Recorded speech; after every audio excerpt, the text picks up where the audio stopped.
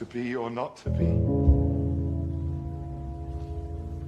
That is the question. Where are we? You mean, when are we? If I had a stick, I would fuck it.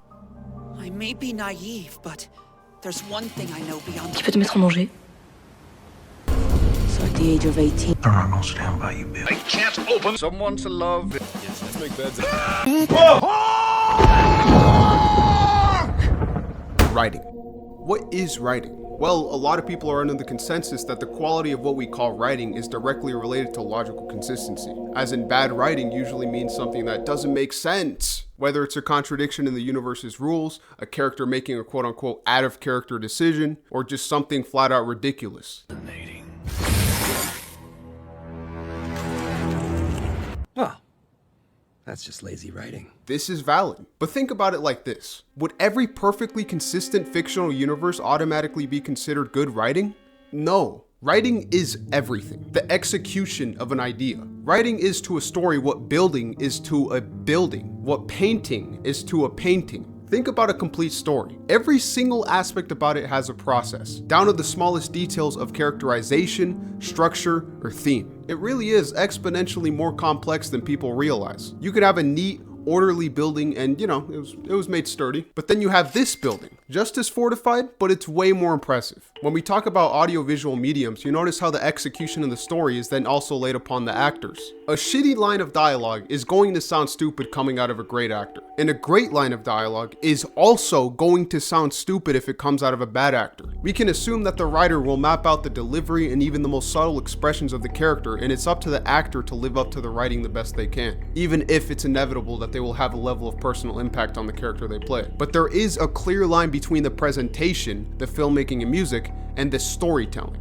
which is what we're focusing on. Now, before we talk about what good writing is, we first have to establish what the purpose of stories even are. Well, since the beginning, storytelling has not only been a way to entertain, but also educate and share culture. Geoffrey Chaucer, the father of English literature, famously wrote in English in a time when every major text was being written in French. The reason he chose English was because that was the language of the masses, and his goal was ultimately to educate the masses, to separate them from their ignorance of the world around them. Howard's End, published in 1910, had the character of Leonard Bast who read books to appear as if he was higher class. And even today, literature can be seen as entertainment, but is still more widely viewed as education. Not only because reading activates the mind, but because there's always something to learn in the stories. And that's because education, or better yet, meaning, is a fundamental aspect of stories. You'll see how actual prestigious films always have messages and lessons anyone can take something away from. You'll see how it's only when you get more mainstream, pop culture, mass appealing, when you see the focus being taken away from real purpose and directed towards entertainment. The truth is, you can learn a lot from a story. You can be very entertained by a story. A story making you think might make it that much more worthwhile for you, but that's ultimately not the primary goal of writing. You could probably find a stupid ass movie hilariously entertaining, and you could learn a lot from some leftover toilet paper. The goal of writing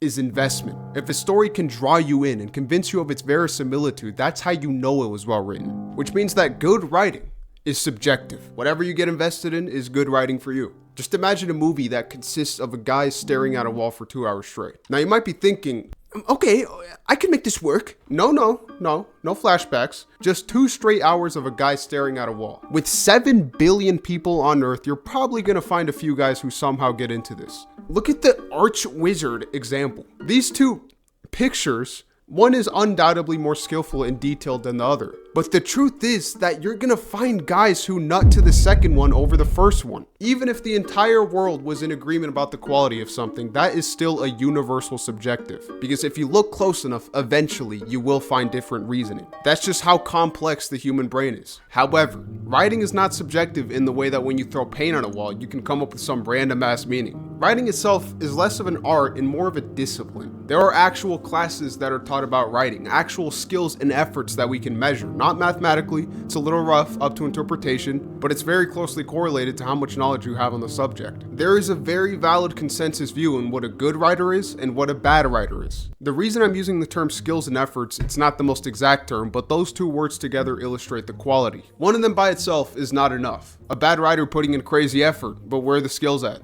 I also think a lot of people have a naive idea of what actually is skillful in writing. For example, consistency. I really don't think consistency is skillful in any way. Like a writer in his chair being like, What are the rules of my story again? Forgot. Oh, yeah. A lot of what people praise in writing are things that come down to just pure imagination. Like, people actually do find merit in just imagination. To get more specific, symbolism can be very neat and add to a story. Halo Reach has the insanely overstated symbolism how each Noble Team member died. And again, I think that's very cool, but in a way, Zack Snyder could be a master of symbolism. Zack Snyder's really not a good writer. Red Dead 2 had a scene of John and Javier talking like, yo, imagine going to Mexico. And for one, that's not peak writing in any way whatsoever. It's foreshadowing, which again, neat, cool, but it's not something that defines a great writer. So even though everyone will respond to different things, this is still a science, which is why I'm gonna be using the term good writing. So, complex plot. Let's start with the worst shit ever made. Kingdom Hearts 3. Now, this is not going to be a tier list video, but we will modify this throughout. It's not supposed to be super precise, but it's important to know where these works land in relation to one another. The theory of relativity. Something can only exist in relation to something else. But anyway, bruh. The truth is that a complex plot really isn't telling of a writer's skill. Because think about it. Being able to come up with a complex plot, world, or rule set does take thinking ability, but it's only in how you incorporate it into your story that shows writing skill. Kingdom Hearts 3 has these absolute NPCs blab about the plot and nothing sticks. No sense of character writing anywhere or underlying purpose, it's just a bunch of lazy ass exposition. Now, someone who writes complex plots better is Christopher Nolan. He does a good job of actually ramping up the narrative using his creative ideas. However, it's no secret, this man has some of the most generic dialogue on earth. Humble physicist. If I ever meet one, I'll let you know. Ouch. While it is pretty interesting and rewarding to piece his movies together, it feels like the more you watch them, the more bland they get. Because the focus is not so much on revealing the characters as it is on the plot itself. Challengers, on the other hand, has a complex story, but the focus is on the characters. There's a lot of time hopping and aspects that are left up to interpretation, but by the end we get a great feel for who these characters are and what their relations are with one another. And this wasn't accomplished by having the characters talk to each other about the rules. It was done through the dialogue, the subtext, the physical expressions, and the real skill in character writing. Effective characterization is the most impressive feat a writer can achieve, because complexity and logic really does not mean anything by itself. Not too long ago, I fraud checked my own audience. I talked about Ken, right? But really, it was a Challengers review. I didn't see one person who caught on to it. Now, of course, I'm not saying that I did anything close to as creative as Memento, but writing a character is way more complex than a plot, because it's not just about logic, it's about emotions, aspirations, lessons, experiences. You're putting yourself in the shoes of a fictional being and making an effort to understand their disposition. Characters are the heart of storytelling because you need something to latch onto.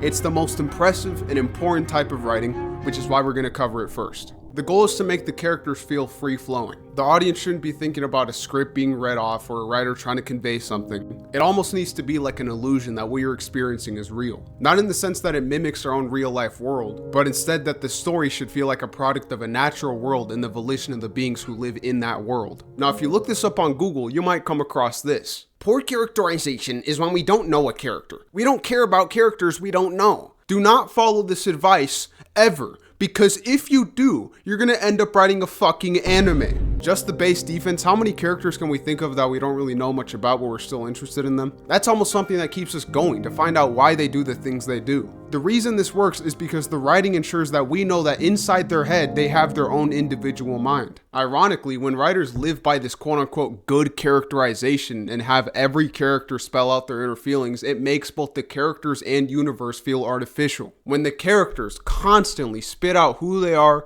how they feel, why they feel that way, I don't even think of them as independent beings. I see right through these shallow-ass puppets and see a grown-ass man with the face fully shaven. It is so boring when characters of a story feel like they're being strung along in whatever direction the writers want. Like animes in these cartoons, it's not like I can even picture them as actual people, but with, for example, Gen V, when you have a human face, it's just so much more jarring. This show is just so generically trope heavy, which makes it insanely predictable. But the moments I think it's clear is when there's like turmoil between the characters and it's like, oh wow, that definitely didn't feel forced. It also doesn't help that the dialogue and acting suck. Stop it! Kate, you don't need to do this. This is a reason I don't usually like dialogue options in games. Like in Cyberpunk, I'm now kind of the lazy writer stringing V along. Like, am I supposed to be V? No, because he still has his own personality. But now I'm the one who has to decide what mood he's in, what feelings he hides, or what he's comfortable talking about. I also feel like in having these set dialogue options, they're forced to be more generic. And then you have Bethesda, just the complete extreme. Starfield is the latest one I played. Dog shit, bro. Trash. It's also possible to be too upfront with underlying ideas in a story. Whiplash. Now, looking at the nuance, this is pretty subtle. Even I, looking at the dinner scene, yeah, I mean, when you consider its place in the story, it maybe is too on the nose, but overall, I thought it was pretty well done and funny. But on some level, it does feel like the movie itself is telling us, oh, look how musicians are not as well respected as football players. A way better example for me is the breakup scene, which I felt was way too on the nose with the theme of the movie. The girl almost perfectly spells it out. And again, there's nuance to this. But as a writer, even if some people think it's fine, you still have to recognize the craft of what you're doing. But if you want a super exaggerated example, Spider-Verse 1. Bro, you know it's true, bro. Shut up. Last thing, humor. Again, there are ways to incorporate humor, and there are ways to incorporate it lazily. Kung Fu Panda 2. One of the craziest fraud check movies of all time. I'll talk about it more later, but people really do look at this movie and think, yo, this is like the first movie, but better because it's like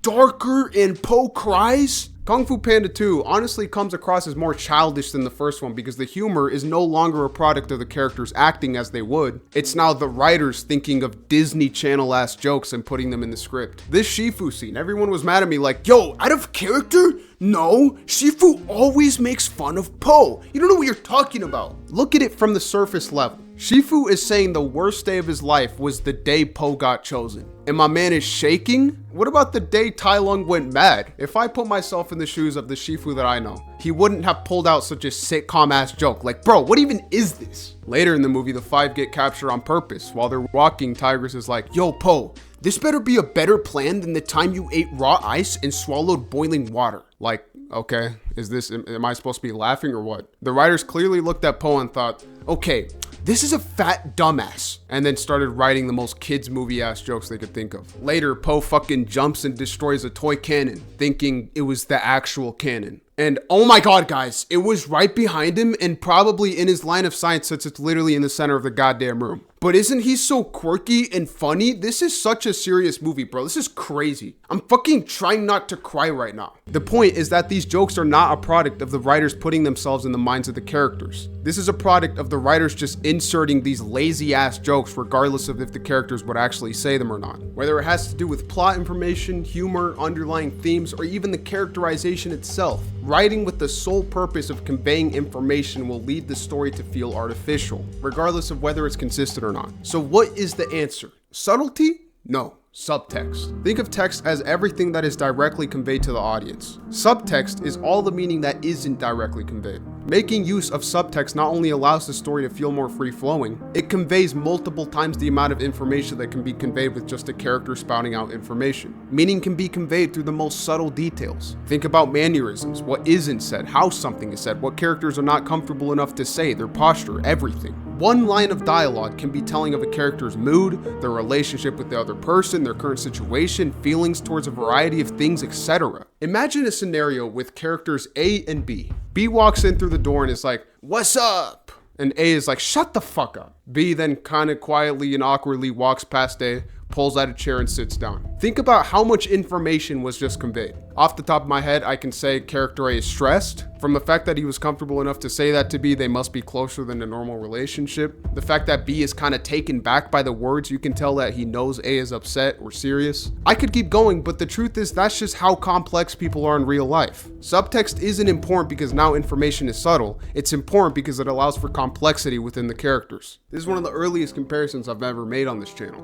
Final Fantasy has hours and hours of time dedicated to the backstory of its characters, and yet they still end up sounding like cardboard cutouts. Whereas in Halo Reach, by comparison, a pretty concise story, we know almost nothing about the backstory of any of these characters. And yet we get such a great feel for them by looking at how they act around each other and their situation. Carter, for example, is the leader and he acts like it in the beginning of the game. Courageous, empathetic, and passionate about what he's fighting for. But as the war goes on and the deaths start to directly wear on him, you see it in his body language and tone of voice that he loses sight of what he's been fighting for. And not one time does he ever ever say it. And that's not good because, oh my god, it's better when it's implied. No, because that in itself is telling of his character. When a character is simply written well, it feels like their characterization just comes naturally because, again, that's just how it is with real people. When you strip subtext away, it feels artificial, almost like an outline. You want to know why these superhero cartoons and animes are lazily written? They lack subtext. You're allowed to like them and connect with them, but everything the writers want you to know will eventually be spelled out for you in one way or another. No use of subtext. And that doesn't show much skill or effort. Remember when Thor 4 came out and everybody hated it? Well, a closer look made a really good video focusing on the dialogue and why it sounded fake. He talked about how the characters would just spill out their inner feelings and how it wasn't natural. That's exactly the problem with these cartoons. The funny thing is, I remember rewatching Thor 4 and not hating it as much as I did the first time. The characters actually did have clear motivations, but of course, that is not enough to be good characterization. I admire your commitment to each other. It's a beautiful thing. But alas, it's something I'll never have. Buddy, if I may, You may. I've been lost before. But then I found meaning, I found love. And yeah, I got taken from me, and God, that hurts. But that shitty feeling is better than feeling empty. Parents were right. Who do I think I am? Everybody fucks up. To fuck up is human. Shakespeare said that. Because you got through it. And then you got through my douchebag teenage ass dumping my problems on you and hiding in your bedroom for a year and a half. Then 100 other battles with Teen Team. Through all of that, you saved so many people. And each time, you made this shitty, awful, terrible world a little bit better. Also, I could just go through examples and explain why they're lazily written, and in fact, I will. No clue. Kid didn't even try to use his powers. Collared him just in case. Hear that, Beauty? So long as that collar stays on, your powers are bye-bye. I'm not like the ones on TV. I'm one of the good ones. A good mutant? Now that is rich. Listen, I am begging you. I didn't ask for this, okay? I was born this way. Okay, well that was pretty weak-ass voice acting. Obviously, the first thing to notice is that this show was made for kids, that's fine. But you'll notice how the dialogue is shallow and there really isn't anything beyond what is said. It's actually just exposition on mutants and how some feel about them. Rogue, the professor entrusted us with his dream of mutant-human coexistence. We have to stay vigilant, no matter how good things seem out there. the last few months have been rough, what with the professor being gone and all. But Sugar, if you don't simmer... Okay, we got actual video game voice acting, but also notice how the characters keep stating information they should already know. It's so clearly the writers lazily telling the audience what the characters feel and why the characters feel that way. Literally coming straight out of the character's mouth with nothing else beyond that. Rogue always come to Gambit's rescue. Good to see you, kid. What can I do for you? Going back to school made me realize it's the wrong place for me right now. I need to be out there. You need to start calling on me again. Hey, hold on. I'm better, I'm stronger, I'm ready. No, you're not. You're not, Mark. What? What do you mean? So here, the first thing you notice is this staccato-ass flow of conversation. And I think what separates Invincible from other cartoons is that it tries to be naturalistic, but only in how they try to flow the conversation, but it's still awkward. The dialogue is still shallow, they don't talk like real humans. Both characters have their meaning to spout out, and they're gonna do it clearly and perfectly because the writers need them to. Which is why 5 seconds later, bro's like, I'm not my dad! Your husband. Your husband's Omni-Man. I thought he was Nolan Grayson, but that wasn't true. The last 20 years of my life have been a lie. I wish he was dead. I wish I could grieve and move on, but I can't. I can't.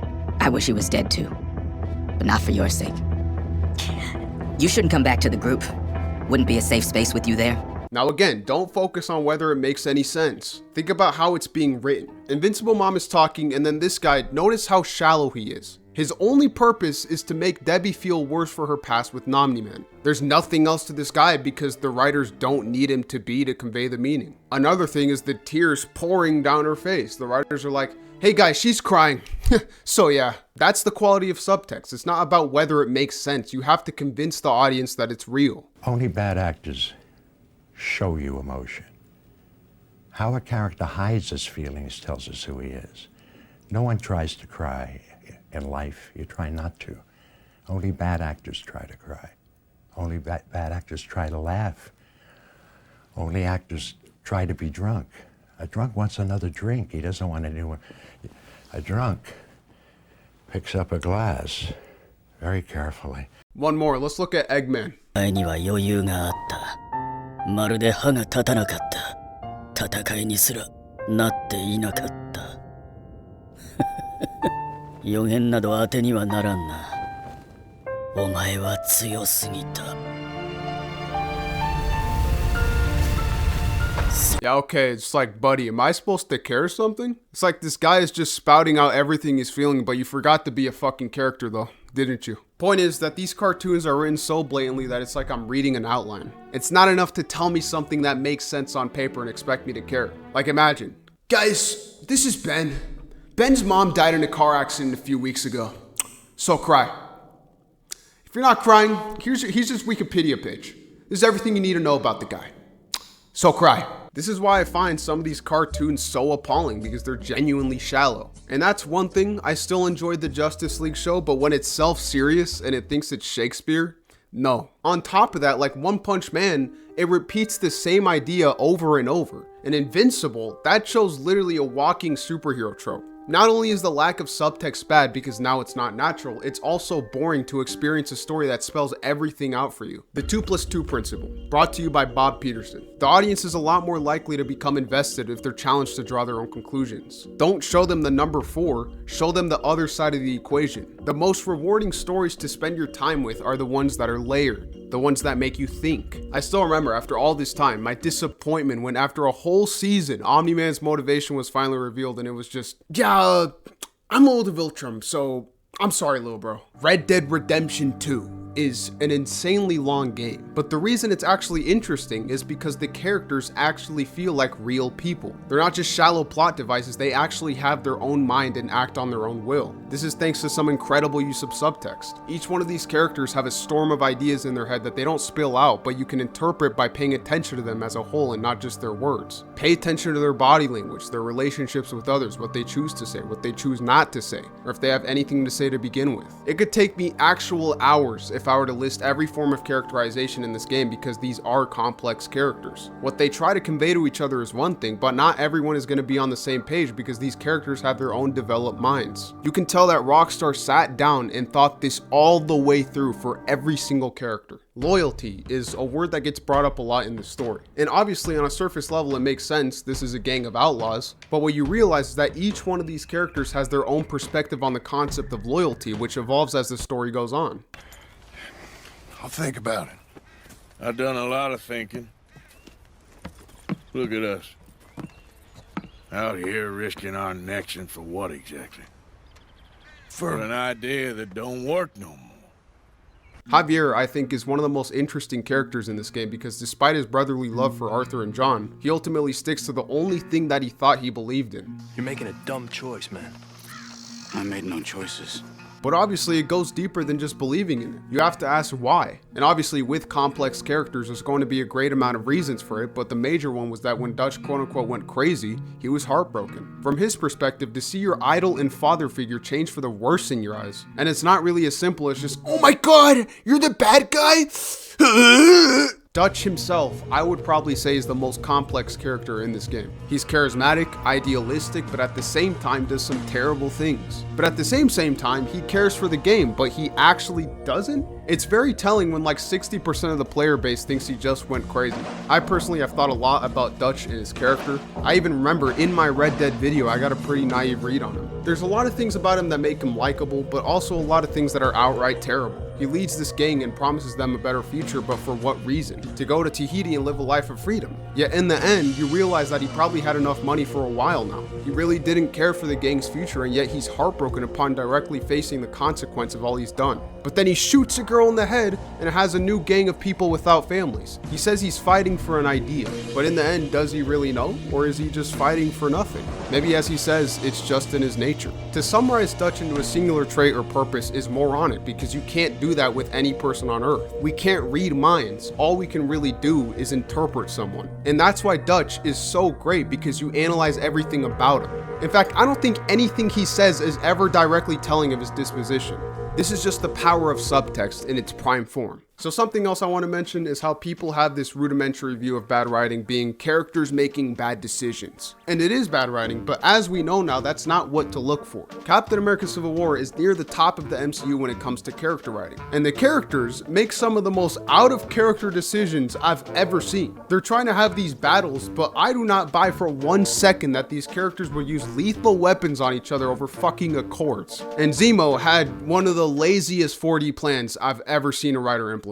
But the moment-to-moment dialogue does a good job of highlighting the state of mind of the characters. I think this is probably the most convincing they've been in almost all the MCU. Compare that to Age of Ultron, where everything feels forced and the characters feel more artificial. It just goes to show how important subtext is. But not only in dialogue, and we've already kind of talked about this, but now it's time to focus on it. Head, no, body. Mannerisms, facial expressions, body language. There is so much that can be communicated without a single word. And you'll notice how this is strongly connected to either great acting or great animation. The Shining is about a guy who, in the process of trying to write the script for the next Xenoblade Chronicles game, goes absolutely insane and tries to kill his family. Somebody going insane is not going to be fully aware that they are going insane, which is why this movie is entirely focused on showing us instead of telling us. This slow descent into madness is so captivating due to some great acting by Jack Nicholson, how much he's able to express with just his face. And again, this isn't straightforward. The thing about a face is that it conveys so much information, but it's never precise. What a facial expression means for the person is still very vague and up to interpretation, just like this entire movie. There's so much personality brought to a character by just their facial expressions while doing anything. Voice acting by itself can still be brought to life by animators, but truthfully, the actors are still limited. Even if they're still in the same room, it's like a whole new dimension of possibilities when an actor can express themselves physically.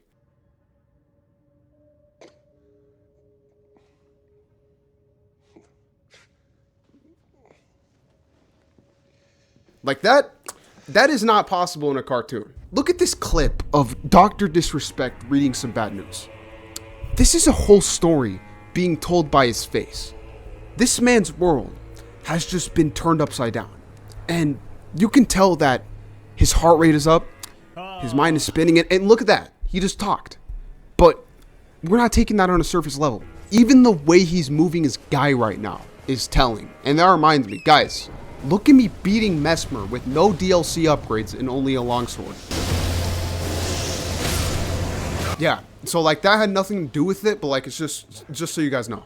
Long stare, slightly nervous, full attention. There is information everywhere in the face. And even just the eyes. Again, this is part of the presentation, but I love it when filmmakers put a real emphasis on the face. It can be surreal. Even without the face, body language. Master Chief was taken away from his family at age 6, and his entire life was spent in the military. He really doesn't know how to handle serious emotional situations. When Cortana opens up to him about her morality, he fidgets with his gun. When she dies, his shoulders slouch like a boy. What he knows ultimately doesn't hide what he is. There is information everywhere, which is why acting is so important. The writer will map it out, but it's up to the actor to execute the meaning and grow into the character. And that's exactly why bad acting is so distracting. Watching somebody just recite lines from a script and implement their shallow ass emotion, it's oh man, it's just not good.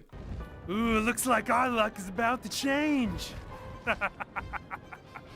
But in characterization, there's different purposes. Firstly, we're gonna cover naturalistic characterization. Naturalistic referring to mimicking the real life that we live in. For characters of a story to act just like we act or talk, think, everything. And in real life, humans are not perfect. We are flawed individuals, not only in our morals, but in our communication and ability to express ourselves. We have so many ideas in our head, and yet we don't know what to say sometimes. Or other times, we are desperate to say what we want to say. How many stories do you see that have fucking turn-based dialogue? A lot of stories, but it's very common with video games, even beloved ones. Obviously, there's nuance, but man, it really does not turn out well for a numerous amount of games. However, Last of Us is truly one of the most important games because it was the first to master naturalistic dialogue. Characters interrupt each other, they ignore each other, they sometimes interpret a sentence, respond, and then a second later realize what they think was being implied. What are you, like 12?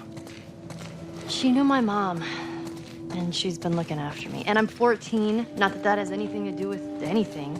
From an outside perspective, we're able to relatably identify brain activity that goes on inside these characters, and that's something that's very impressive for a video game. Last of Us 2, though, is a game that people fucking hate, dude. It's a prime example of the rudimentary view of writing, like, what the characters do, it just doesn't make any sense. And even then, that seems like more of a cope, but the reason Last of Us 2 is good is because the character writing is just like it was before. These people still feel like real people and have conversations that sound real. Now watch what I do, guys. Never ends. They're getting bolder. Those gears were guarding Pomeroy Depot. Why did I just do that? Well, I was looking to play a game with good writing. Another ABC view of writing has to do with standout lines. Whoever wrote this dialogue deserves a raise. What does a would-be despot know of justice? Enough to teach you a masterclass. Wow. I feel like when you factor in everything, even power scaling, wow. Anime has truly set us back like 500 years. I don't really give a fuck where he's from, but I'll show him who he is. Yeah, whatever that means. I'll touch him enough times. And eventually he'll crumble like the Twin Towers. There have been some pretty neat standout lines, and humans are definitely capable of it, but again, we are not wired like fucking robots. I am not in danger, Skylar. I am the danger. That was pretty cool, right? But guess what? There's more.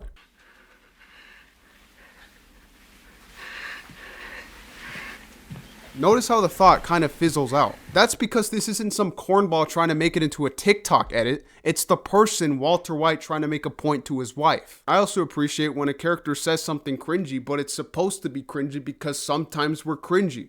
Guys, Coach is right. If you want to win this, it's on us. Shut the fuck. The Riddler is obviously supposed to be this Reddit incel, and you can tell he had this vision in his head of thinking he was the Joker. But you know, it's also cringy how Batman is banging raging, and that makes me question if the movie itself knew it was cringy. I don't know. Sometimes we kind of just blurt out ideas without really thinking about them. Boring, right? So boring. I want to kill myself.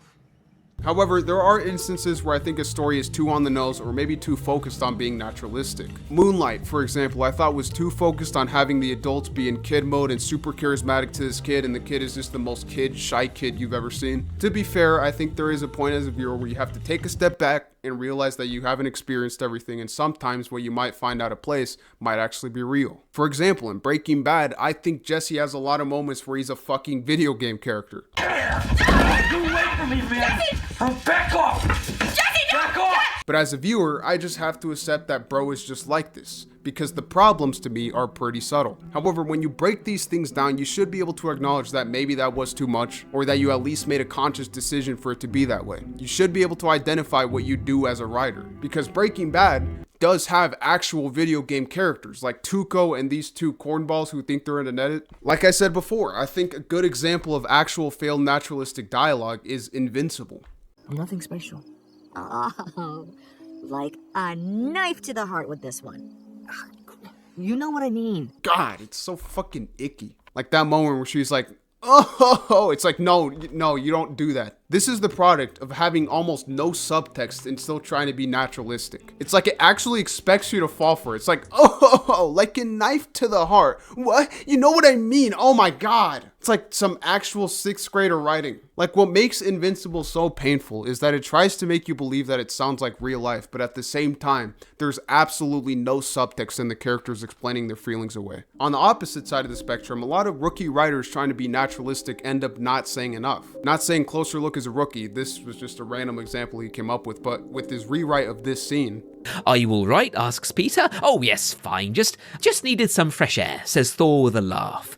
Peter gives Thor a long analytical look, and the fake happiness on Thor's face begins to crack. Another long silence. This goes on for a while before Peter breaks the tension, giving Thor a friendly hit in the arm, saying, "Stay safe, Thor. You as well," he replies. From an outside perspective, Peter saying goodbye seems out of the blue because expressions, while info heavy, are still up to interpretation. It's not unreasonable to think that Peter would have gotten that read, but to exact on it that hard seems a little out of place. Let's look at one of my works. So a couple years ago, I did a half script, half book rewrite of Spider-Man No Way Home because I thought the movie was a big missed opportunity. So here's part of it. Hey, listen, I want you to stay calm and breathe. Happy like, what the hell happened? How did they find out?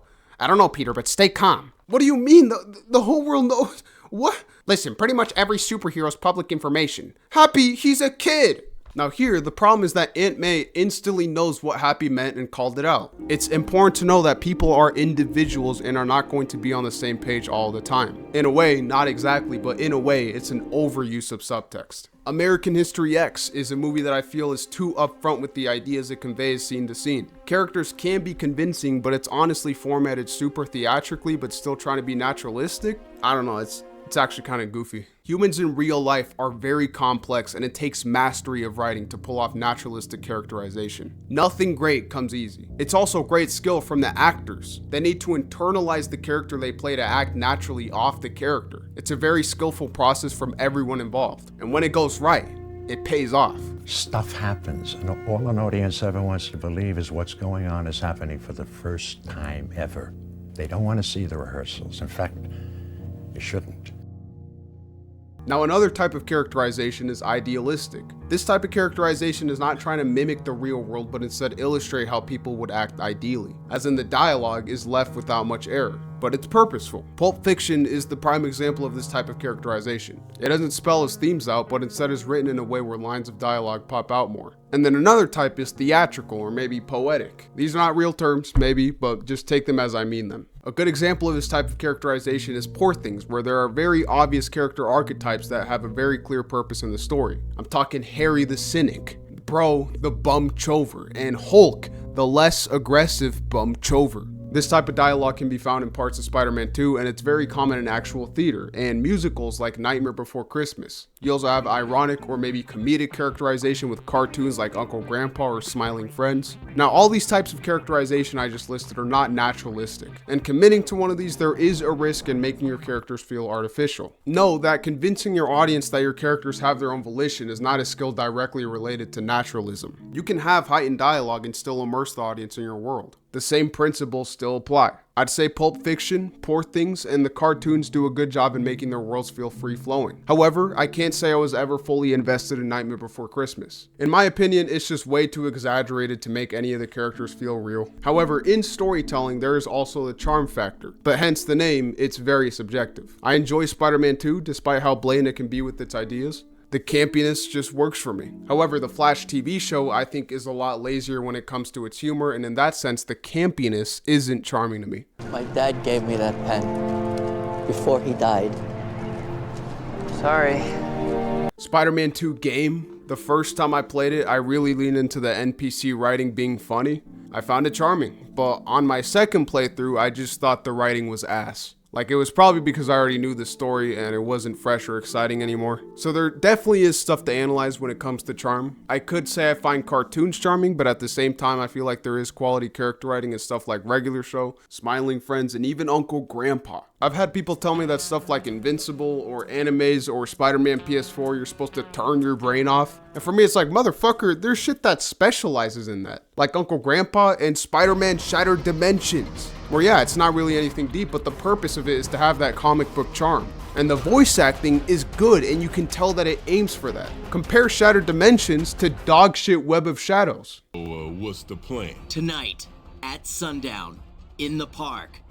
Be there or be square. While it's hard for these styles of characterization to be as impressive as naturalistic characterization, subtext can still be used and you can still make your world and characters feel free-flowing. Depth is ultimately what's important. The Lighthouse has a very outlandish style of talking, but it's still very effective, and the movie does a great job in showing us the complexity of the characters. They're not supposed to be like real people, but they still act naturally based on their disposition and past experiences. That's ultimately what I'm trying to illustrate here. So now guys, we gotta talk about nuance. What is nuance? Well, think about the colors black and white, opposites. Well, the nuance is all the gray in between. What's crazy is that some people, probably kids, can't tell the difference in writing between a cartoon and a well-written film. People actually watch Invincible and think it sounds like real life. Like, what? How the fuck is that possible? Well, some people genuinely can't see nuance. When I've drawn conclusions based on logic to call somebody a man-child or a moron, how many people have then said, yo, this guy's saying that if someone disagrees, then they're a man-child. Yo, that's messed up, dude. I also remember a few people telling me that there was no difference between reviewing and critiquing.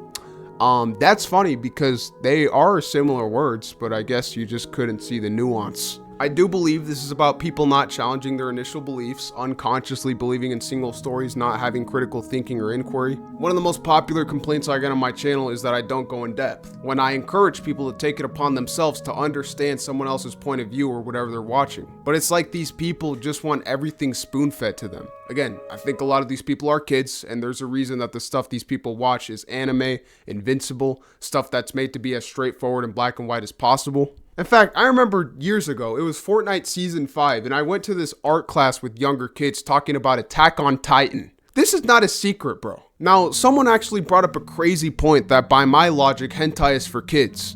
But think about what fully functioning adult with a purpose in life is gonna be watching hentai. I don't believe in that waifu, wafu, all that bullshit. Listen, if you even fathom the thought of fucking a virtual character, something is mentally wrong with you. And you need to go have sex with a real woman that's flesh and skin and that has a scent, hopefully not a fishy one. Your fucking porn cartoon addiction.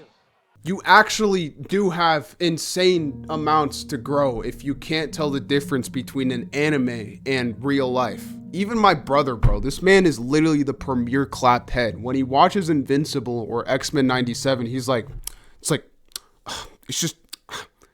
super corny. You know, it wasn't until I read a comment along the lines of, listen bro, saying something doesn't sound realistic isn't good criticism. As an aspiring writer myself, and that's when I realized my purpose on YouTube. To entertain, sure, but if I have the opportunity to help a future writer get better, I gotta take it. Listen guys, I understand being inspired by these shows, okay? But if you're serious about being a writer, you need to understand the intricacies of the craft. These cartoons, superhero movies, animes, they're made primarily for the pop culture masses. This isn't what you should be studying. Like seriously, do you really expect to walk into a film class and have the teacher say, "Welcome class, today we're gonna study one of the landmark films, Star Wars." You guys need to take inspiration from the best. That means watching the great films, reading real books, and analyzing the most subtle details of a story. Now listen, the dude was probably just a writer in the sense of like Reddit original character. Probably commented on my Speedster video like, "Yo, thanks for the writing advice, man.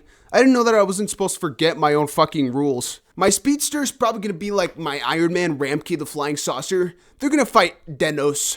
It's no secret that most quote-unquote intellectual critics who say these critiques are dog shit or provide evidence have a long way to go. Like, how are you gonna talk all high and mighty when you have the taste of Fortnite Liam? I'm not an idiot. My channel was built off speedsters and I've tried to appeal to that audience. So 99% of you probably don't even know half of what you're looking at right now. Dudes aren't even followers of the Reddit top 10. You guys are in the Discord top 10. But the thing about critical thinking and analysis is that it's directly related to storytelling. I remember many years ago as a child, I had it in my mind that every movie that came out was better than the last. And I thought it was crazy. I remember one time I had just watched Despicable Me 2 for the first time in theaters, and I asked my mom if she liked it. My mom told me that she kind of preferred the first one, and I was like, what? She was like, yeah, he meets the girls, he goes to the moon, and in my mind I was just thinking, bruh. Fast forward to 2018, for my birthday I get Halo Master Chief Collection. I play through the campaigns with the focus of trying to understand the story. And I remember specifically enjoying the story of Halo 2 obviously, but also Halo 4. So you know, it was a good experience having played the Halo games, but it wasn't until I came across an analysis by Late Night Gaming that everything changed.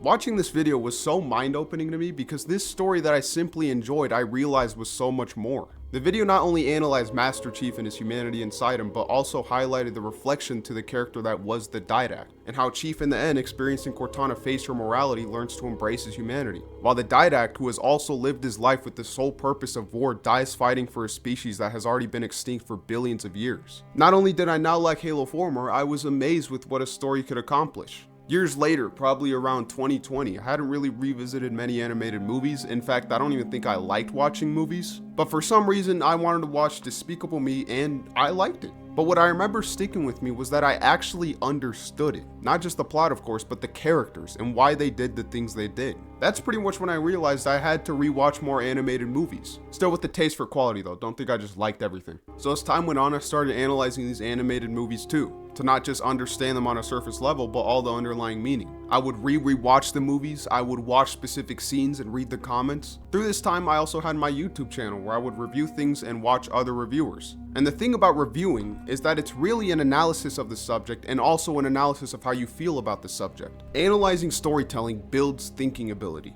And what I eventually realized as I grew is that these animated movies are actually made for kids. And that's not inherently a bad thing. Some of them are still great movies, but their underlying meaning tends to be pretty simple. Again, not trying to say that there's nothing to analyze, of course there is, but they really are not as complicated as the prestigious films. Not too long ago, I rewatched Taxi Driver. And I'm not saying that I automatically like it more than any animated movie, but I was thinking about how not only are these films more complex in their themes, but the messages are way more mature, specific, and creative. The purpose of storytelling since its inception has been to educate people, to say something in a way that sticks. As time passes, I come to realize that stories that either don't have something to say or are very shallow in its meaning fade. Even with quality character writing, a story still needs a purpose or a meaningful theme. Now, one of the first things you learn in a storytelling class is that a theme isn't a word or a broad idea. It's supposed to be specific to the story. For example, the theme of Whiplash isn't sacrifice or greatness or hard work. I would say it's the lengths in which one would go to accomplish greatness. Or if you look it up, it's the single track dedication to the pursuit of excellence.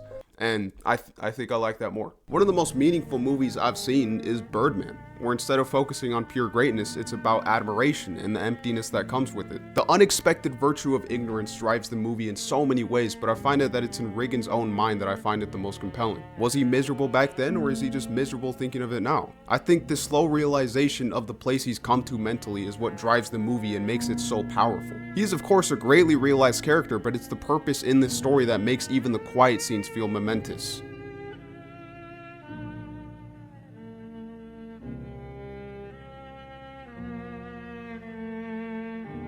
I am so sick of these corny ass, tropey, formulaic stories, so when something actually surprises me and forces me to reflect, that's what I live for. Like when Walter finally started beating cancer, and it's this scene of him looking at his hands. Dude, that's what I'm...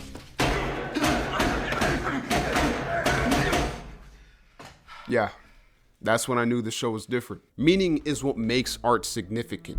Except that you still have to execute it well. Messages by themselves you could still technically learn from. Let me tell you guys something.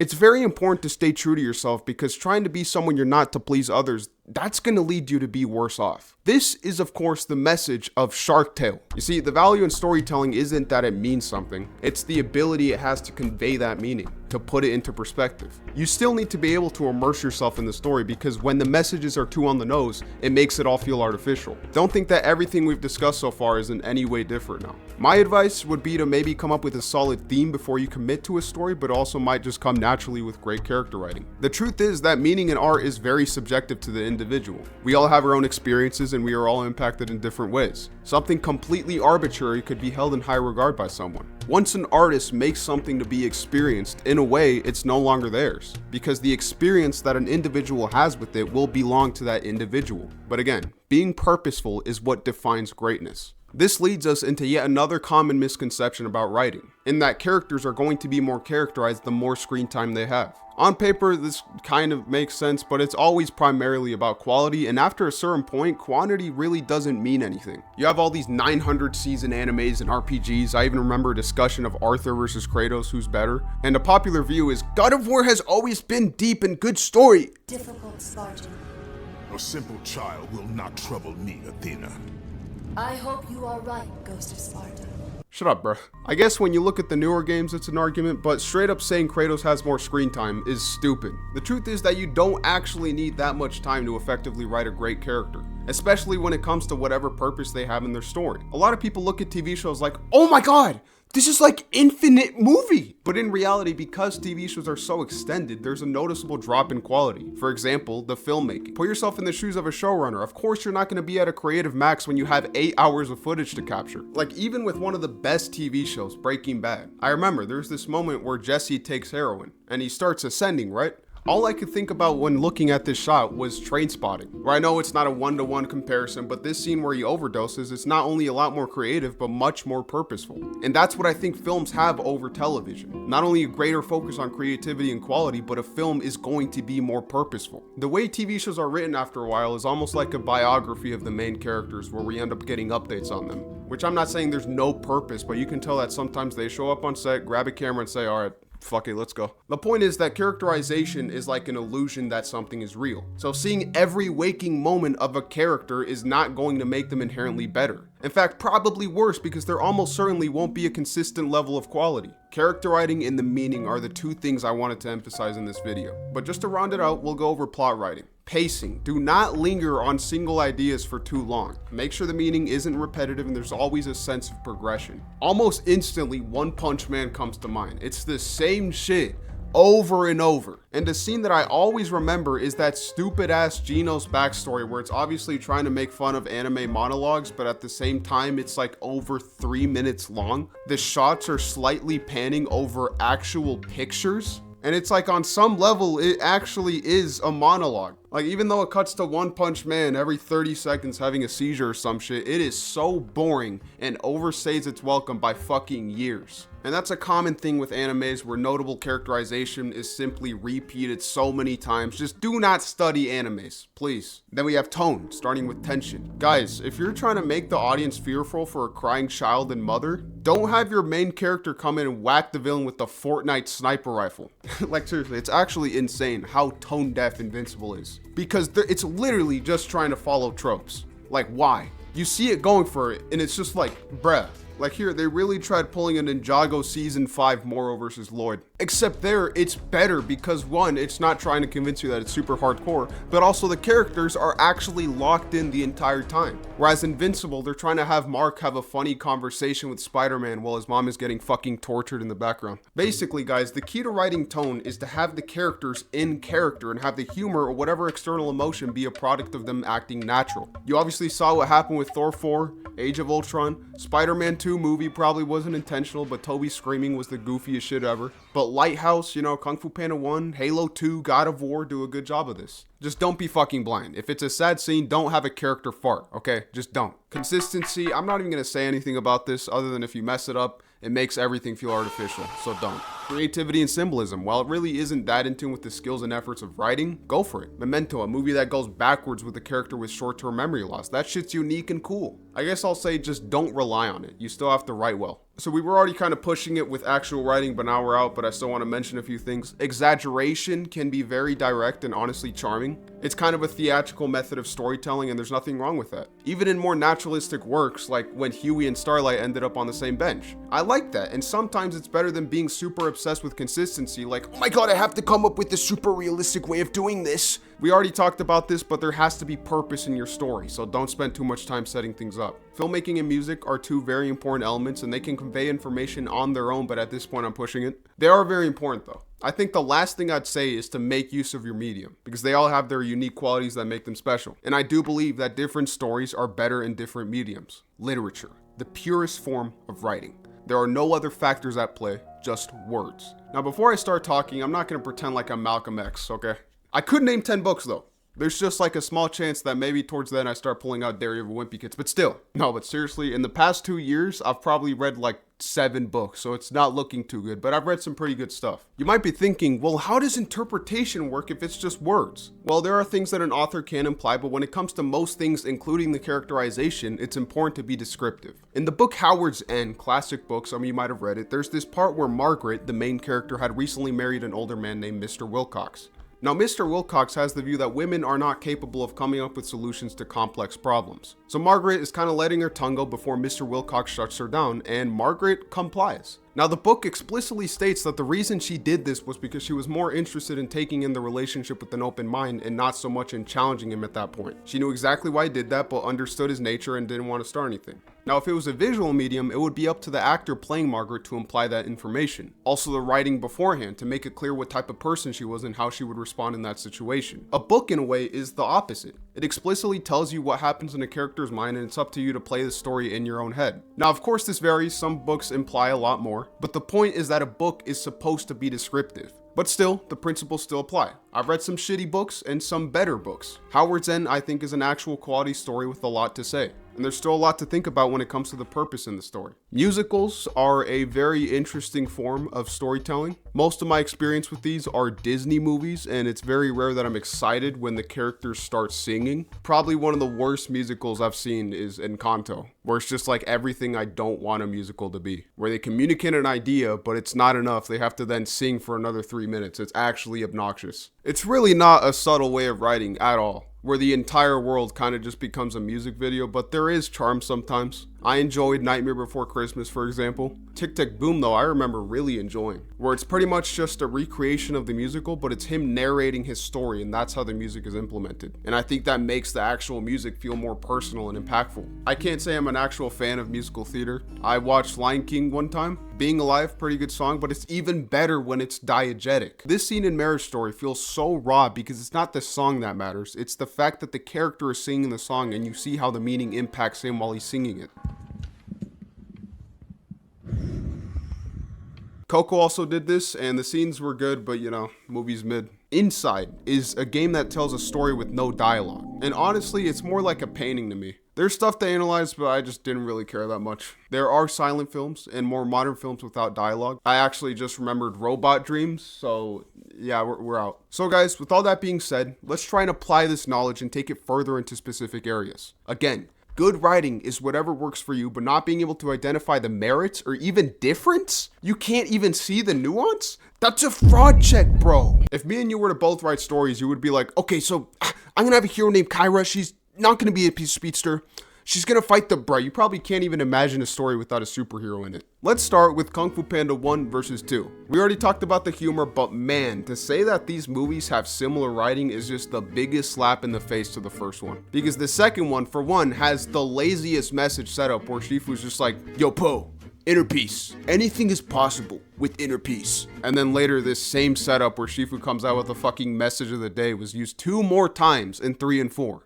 Like, what are we doing? The movie has such shallow character writing like Tigress. The writers looked at her and thought, oh wow, she's tough. But guess what, guys? She may be hard, but she actually does have feelings and cares. Like, really? This is a mature movie? All the other side characters are just joke machines. Whereas in the first movie, again, they weren't the focus, but they actually had wrinkles to their character and how they responded to Poe the fat guy being chosen. The movie is also way less purposeful than the first. Again, Poe spends the entire movie trying to remember his trauma, and once he does, bro overcomes it in like 10 seconds. Instead of centering the movie around the message, it doesn't. And the plot is kind of just a raid where the only motivation is stopping the bad guys. Listen, you're allowed to love this shit, but there's differences in writing that you have to be able to identify. Red Dead 1. There are quotable lines, but a lot of the moment-to-moment dialogue is less natural due to it being more plot-driven. There really isn't a lot of focus on ideals or personality. Because of this, side characters are really shallow, especially when compared to the second game. And that includes Bill and Javier. Also, purely focused on nuance, you'll notice how John is more verbose and quick-witted in this game, compared to his more brutish portrayal in the second game. Halo 2 versus Halo 3, do I actually have to say anything? It's funny because this isn't even unanimous to a lot of Halo fans, but Jesus. Halo 3 is actual GoofCon City. Truth's character is absolutely massacred. Gravemind is now just plain evil and corny. Miranda is now insanely shallow, and Barbiter is now a stagnant background character who sounds like a broken record. Halo 5, trash, obviously. Ruined my life, but it's not the worst shit ever. The dialogue is super exposition based, and the writers do this weird thing where the characters talk in this goofy duck goose ass way. This place is incredible. Gives me the creeps. Bio readings are unlike anything we've previously recorded. But the voice acting is actually good. What would you have me do? Tell me the truth. How many people died when you called the Guardians here? Excuse me? You know, don't you? The exact body count. Halo Combat Evolved versus Halo the Flood. Both the game and the book go over the same story, but Chief in the book is way too sarcastic and uncharacteristically quippy, when Chief to this point is supposed to be more of a shell of a person. That's the only reason Halo 4 works like it does. You know, this is the goofiest one so far, but Sheldon versus Sheldon. Only the goats will notice that these are two distinctly different types of nerds. Young Sheldon is a goddamn robot, and adult Sheldon is way more prone to emotional outbursts. He also has more personality. Also, don't ever ask me if I've watched these shows. Thank thank you. But anyway, guys, let's go over some acclaimed internet stories and some actual good stories. Zaddy check. Dune. Guys, is this good writing? Fuck no. These two movies are some of the most boring movies I've ever watched because there is no character writing. Every line of dialogue is so generic and self-serious. I see all these people talking about details and it's like, what is this corny ass, wannabe ass movie doing in the Reddit top 10? Is it because it's like Star Wars? Like, what is this, huh? Speaking of Star Wars, A New Hope. Listen, man, this one has overly simple characters and dialogue. It might be charming to some, but to me, it actually gets boring. I remember watching this movie and I was just waiting for it to end, and at some point Luke is going to destroy the Death Star and Ghost Obi-Wan shows up and is like, use the Force or some shit. I genuinely do not care. Episode 1 though, this is fucking broken. Not only is the character writing non-existent, the lines don't even make sense. A communications disruption can mean only one thing: invasion. Crazy, trash, Spirited Away, an anime that I liked. So how good is the writing? Alright, listen, it's super simplistic. There isn't really much to the characters past their base purpose. But still, this safe-ass writing, you gotta do better, bro. There were times where I was supposed to cry, bruh. But by then, I thought it was a humble adventure. I'm left kind of feeling more interested in checking out other Ghibli works, though. Daredevil. I still think this is one of the best superhero stories ever captured on camera. Season 3's ending is just iconic at this point, but the moment-to-moment writing, especially when compared to something like Breaking Bad, it's got weak points. I think Foggy and Karen, for example, never go beyond their base purpose in the show. Their plot lines feel a little too obligatory. The dialogue is not as strong as it could be. There's so many lines that are too on the nose. But overall, it's still fine. The Social Network. People are like, we don't care about the syllables and all that shit. Yo, you need to, because that's the compound syllables, multi-syllable rhyming, and you need to be like rhyming the syllables, every syllable. It's quality writing, but lines that are pretty over the top are too frequent, almost corny at times, but still. Blade Runner 2049, good. Requiem for a Dream, this one's very creative with concepts and visuals, but why they're not fucking around. What's the best shit ever made? Well, as we know, naturalistic characterization is super impressive. A greatly executed purpose in a story is super impressive. But what happens when you take that and push the boundaries?